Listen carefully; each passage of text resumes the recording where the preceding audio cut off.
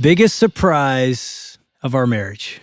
Something you didn't see coming after we got married. Something you just were shocked. I know I'm throwing this out of nowhere, but what's the first thing that comes to your mind? How amazing I am? Yes. Okay, that's not going to happen. The hair loss happened as quickly as it did.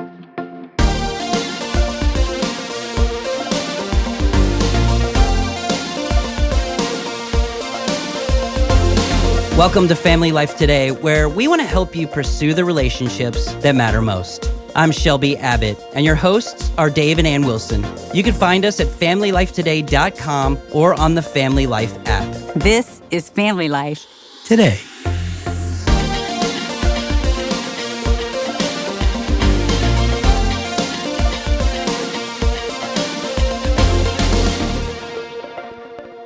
Hey, by the way, if you recognize that voice, I know that voice. Bob Lepine just jumped in. I interrupted our conversation. That was funny. Only he can do this. You know, somebody else would be like, "What are you doing over there?" But Bob, you own Family Life Today. Yeah, you started Family Life before Today. Ann answers, let me just say, welcome back. It is great to be back. You're always funny. love being here with you guys, and it's a privilege, and it's always great to throw out a dig about your hair. Yeah, I know, because you got so much more of it. You know, and we're going to talk about a book you've just written. You Yes. know, Build a Stronger Marriage. But Ann, do you have an answer? I think I'm surprised. This is terrible. Like, there were some wonderful things. Okay, look at that. She's peppering me but now. it's because I figured there would be wonderful things. I was surprised that I so quickly could see the negative in you and in our relationship, and how I thought you should be meeting all my needs. So your surprise is more about you. I thought you'd be surprised at how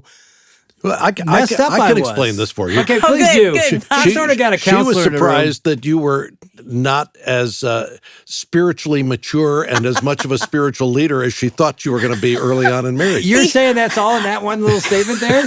Bob knows crystal our clear. star. It's crystal clear to me. Bob knows our story way too well. He Oh, knows yeah, he us does. too well. He could tell us what was wrong with us. Well, one of the things I thought you were going to say, and it's one of my surprises, was how much we fought.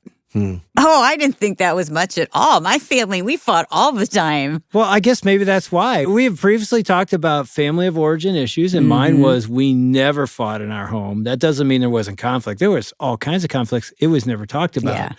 So when we started having conflicts, that was a surprise. And, you know, I walked out of the room like, I don't even know what to do with this. But that's why I turned to Bob right now, because in your book, you have a whole section. Well, wait, let's find out his surprise. What surprised you, Bob? Okay, good. What was the biggest surprise? Well, the first thing that comes to mind was I was surprised on the first Saturday that we were married. We'd gotten married on a Saturday. We went on our honeymoon. We came back. So this is our first Saturday in our new home together. And throughout our dating years, Saturday morning, when Marianne and I were dating, we'd be together usually on Friday night doing something. And then Saturday morning was when I slept in, got caught up for the week. And we would usually, if we were going to do anything on Saturday, it would be lunchtime before we'd do anything. I could and still can sleep late on Saturday. I mean, I can go till 10. Because you're a late night person, too. Yeah, right? Yeah. So the first Saturday morning after we were married, Marianne, who's an early riser, had probably awakened that morning at 6, maybe 6:30. She'd gotten up. She'd been out in the kitchen, maybe read her Bible, did some stuff. But it's 2.5 hours later. It's 9 in the morning. And she's sitting out there on her own, doing nothing, bored, thinking, when is the day going to get started? When's my husband going to get out of bed? My lazy husband. That's right. She's thinking, I married a lazy man. He comes in to the bedroom at 9 o'clock on Saturday morning and raises the shades.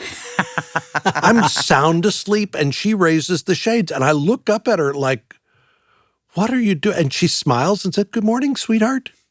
And I'm like, are you out of your mind? I was sleeping. It's Saturday morning. This is my morning to get caught up.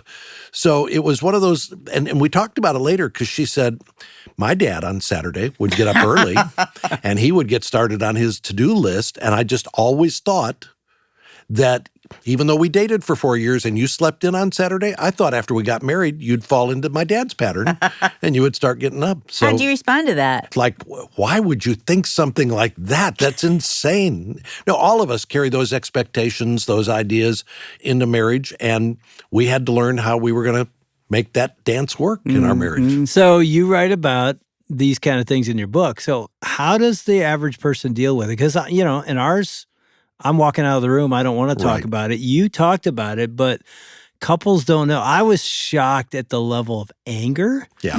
that I would feel in my life. Ann told me I was an angry man at one point, and I yelled at her, which was a really I'm not good. an angry man. One And of she those. just went exhibit A, Exactly. and I was like, what are you talking about? So help couples understand. So, we have different patterns. We have conflict. We don't know what to do. Where do we go? I think the first thing that you've identified is that we've got to get to what's behind the conflict. Where is the discontent or the anger coming from? James talks about this in James chapter 4 in the Bible. It says, why is there fighting and quarreling among you? And the short answer is because you want things and you don't get them. Right. So we have these desires. We want life to go this way. We want things to work out this way. Mary Ann wanted her husband to get up on Saturday morning at this time. I wanted sleep. We had our desires. They weren't going the way we wanted them. And so that leads to fighting or quarreling among us. It should be my way. No, it should be my way. No, I want it this way. Well, it hurts when you do that. So we have to pull back and go, what's the deal with our anger? Because we've got the conflict. That's why there's quarreling. But the anger that emerges out of that is a really interesting passion. The Bible talks about anger as an attribute of God. God is a jealous God. He's an angry God. There's wrath that's a part of God's character. But God's wrath is very different than our wrath. A lot of people will say, well, it's okay to be angry because God is angry. And I go, when you can be angry in perfect holiness, then we can talk about your anger. But most of us, we're angry because things aren't going our way. I think behind that anger, there's often fear and insecurity, and we respond in anger because we're trying to feel safer, and that's what makes us angry. I hope that's making sense to people. Here's how I describe it. Like if you've got a dog that's growling, over in a corner growling at you, that dog's frightened that somebody's invading his territory. It doesn't feel safe, and he's growling to say, I'm going to try to frighten you so that I feel safer, so you'll back off and I'll feel safer. So it's that when we first got married and we first heard about that anger is a second emotion, that was a huge light bulb that went off for us. Because when Dave would get angry, I started to think, what's underneath that? Yep. What's the first emotion that he's feeling? What's the fear? What's the insecurity? If you're growling at each other in marriage, and I think we do that a lot. We growl. When you growl, you have to go, wait, what's behind that? What's the insecurity? What's the fear? What's the vulnerability that's being addressed here? Somebody doesn't feel safe in this moment. And is there a way to address that? Now, do you remember being angry at Mary Ann? So I'm pretty even-keeled. Yeah, you are. She would tell you that that's just, I have an optimistic temperament, and my kids would say that Dad doesn't get flustered very easily. But yeah, I remember times when I would be passively, quietly storing up anger, not expressing it toward her, but fuming about it, sitting in my chair. She's gone to bed.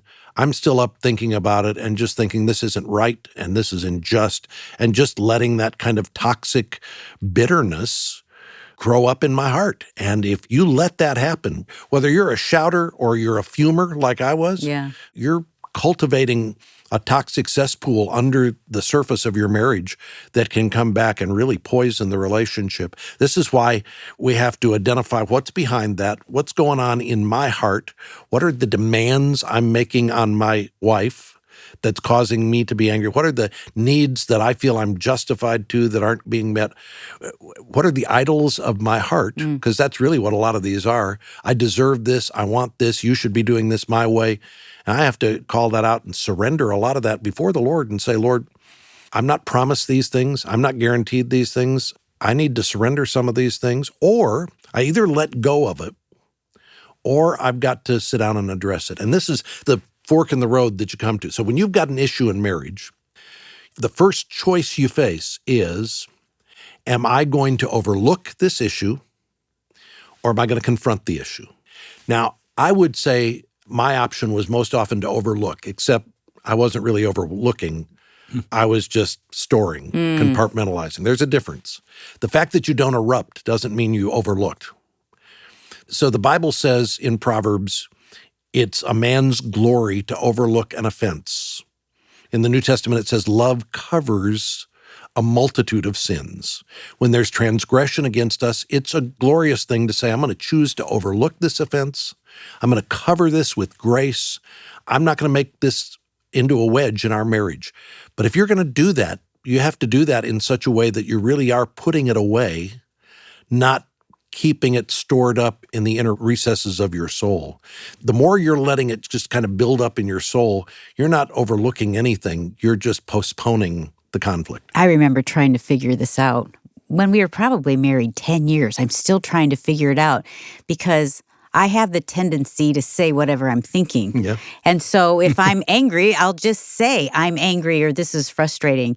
And so when God was trying to get a hold of my tongue and my thoughts, I remember thinking, okay, I'm not going to say anything. And so I would go a little bit and it wouldn't come back up. I'd give it to Jesus.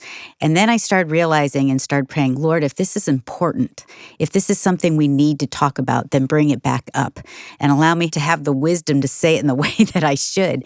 That was kind of a good thermometer for me that if it went away, I would give it to Jesus like, Lord, this isn't that big of a deal and I don't want to keep bringing things up, and it would go away.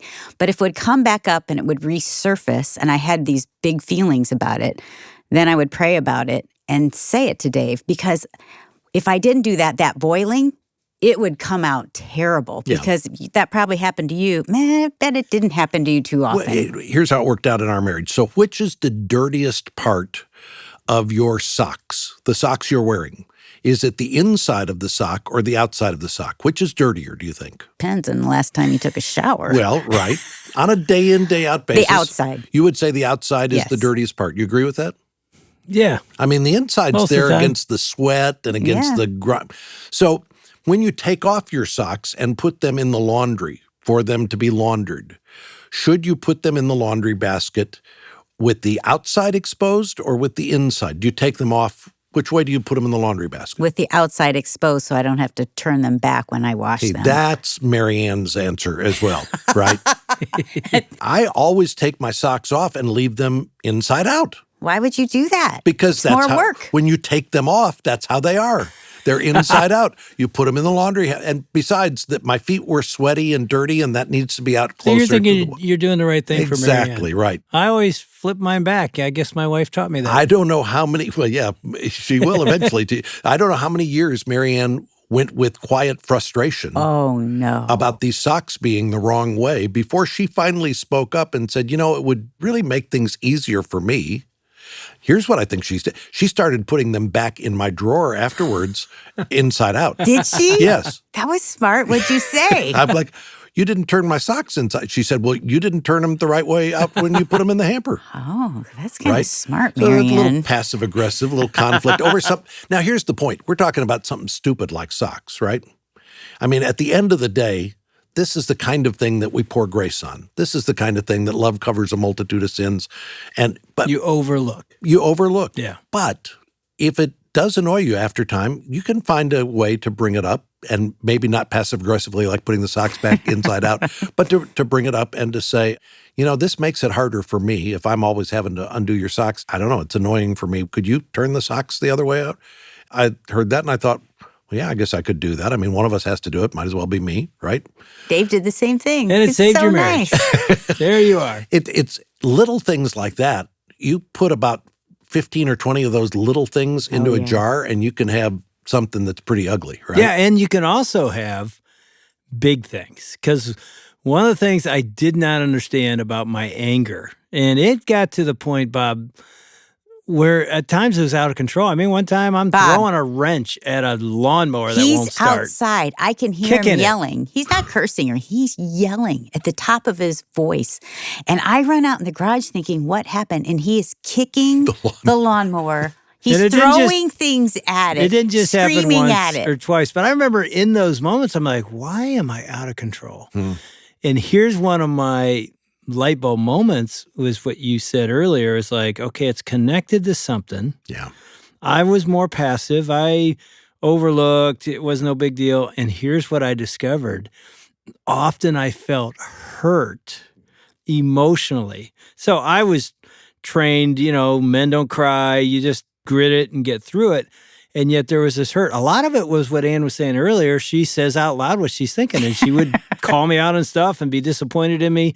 And I never once stopped and said, that sort of hurt. Can we talk about that? Right. I just stuffed it. And then later. You really never did say anything to me. I didn't even know. I thought, he likes me doing this. She thought I was making me better. And I did think it. How's this working for you, girl? I'm not changing. So you're saying that you were like, I was causing that frustration. You're kicking the lawnmower. Well, I'm not connecting all the dots, but I did discover there was some hurt that I was feeling. Not just from Ann, but different parts of my life. Your incompetence with the lawnmower is exposing a weakness in you. You're not a man. Men should be able to fix the lawnmower. Right. And so I had to learn, and this is where I want your wisdom. It's like, okay, I'm not going to overlook this anymore. I think I've identified this is bigger than just me being mad. I'm feeling hurt by your words. I'm feeling hurt that you don't believe in me. You don't love me as much as I thought as your husband. I want to confront that. Yeah. How do I confront that? So when there's an issue like that comes up that we go, this is sticking with me, the kind of thing you were talking about, Ann, where it just keeps coming back, either because there's hurt in our own soul or because we look and we go, this is a pattern in our spouse's life that's not a healthy, good pattern that we need to bring up for their sake to help them get free of this unhealthy habit or pattern in their own life. Then we have to make a decision that we're going to address this. We're going to have a moment of confrontation. Now, the wrong way to do that is in the heat of the moment to say, well, let's talk about this. So there's a preparation process that we have to go through to be ready to have the kind of conversation God would want us to have. And I always go back here to Galatians 6:1 because this is a formula for how you address an issue. It says, brothers, if you see somebody caught in a sin, in a trespass, so a wife or a husband, you see your spouse and there's a pattern in their life and they're caught and there's something they struggle with. They just don't do it well. They don't do it right. They're insensitive. They're unkind. They're neglectful, whatever it is. You see it and it's an ongoing pattern. It's not a one-time thing, but it's something that just keeps happening over and over again. Here's what it says you do. You who are spiritual, so before you're going to do anything, you have to be in the right spiritual frame of mind. That means you got to go to the Lord and you got to say, Lord, I've observed this in Dave.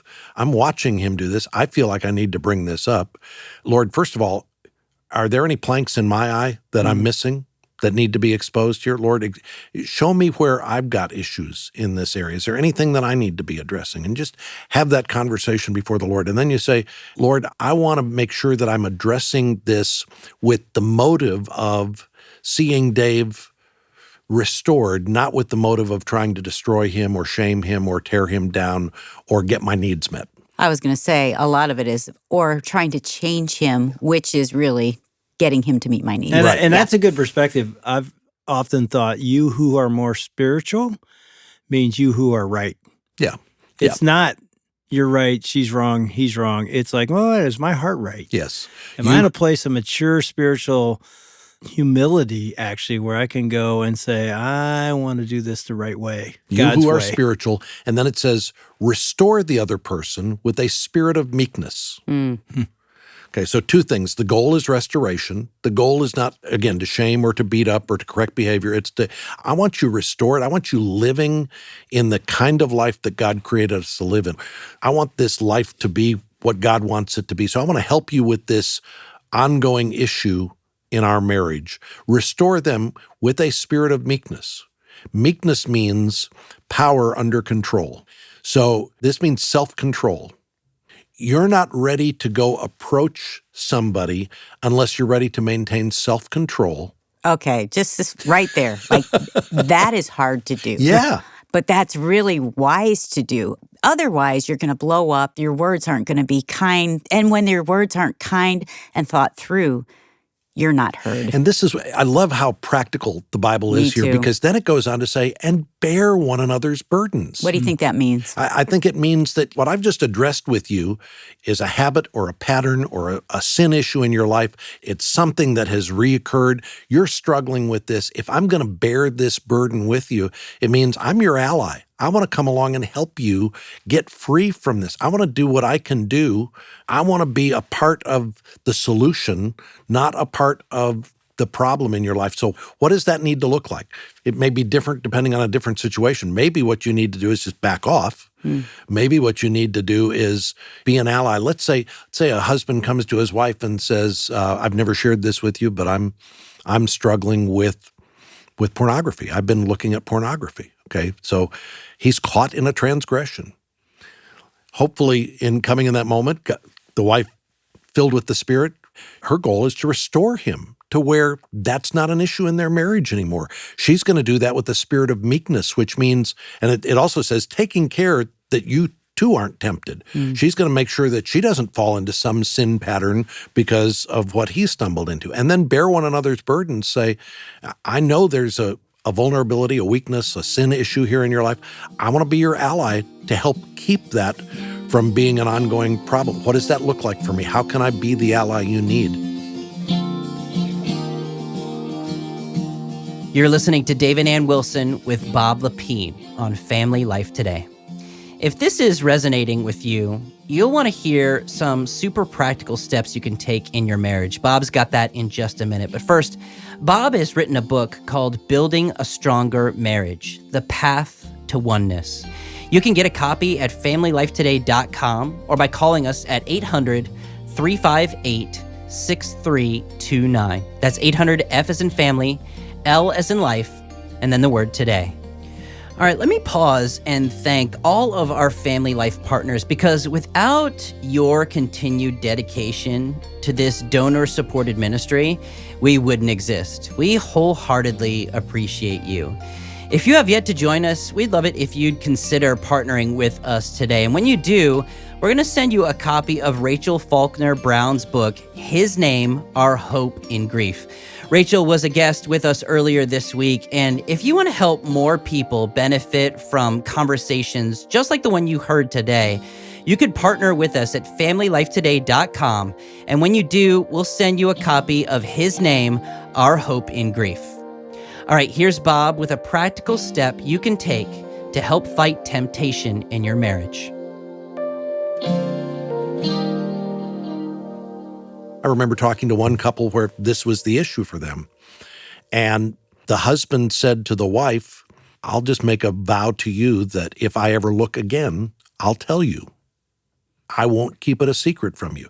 He said, making that pledge to her, so many times in a moment of temptation, he would back away from the temptation because he would go, if I do it, I got to tell her.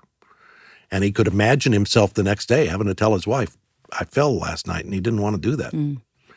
Now, if he'd come to her and said, I gave in last night to temptation, being an ally means that you don't pile condemnation, guilt, shame on top of that. And I would add, if you're the spouse that is receiving that news, example, if you're the wife and your husband comes and tells you that, and you're thinking, okay, I need to respond appropriately, I would advise, if you feel like you can't do it in that moment, just say, I need a little time. Yeah. And pull away a little bit. I wish I would have done this. Pull away a little bit. Go pray. Go ask a friend to start praying for you before you come back and respond to your husband. Because if you feel like you're just going to react and go off on him, then I would say that's not always great. I've done that a lot in the past, and it doesn't work.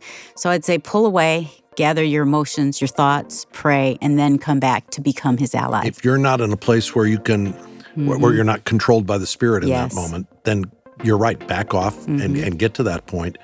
And that doesn't mean that you don't come back and say, you know, you just need to know, when I hear that, it hurts. It makes me feel less than. It makes me feel like... Express your emotions, but just don't attack your spouse. Right, exactly.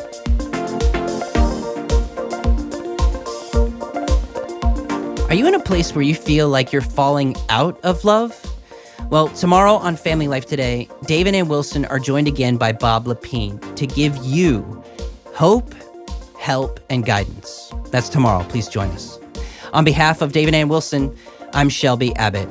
We'll see you back next time for another edition of Family Life Today.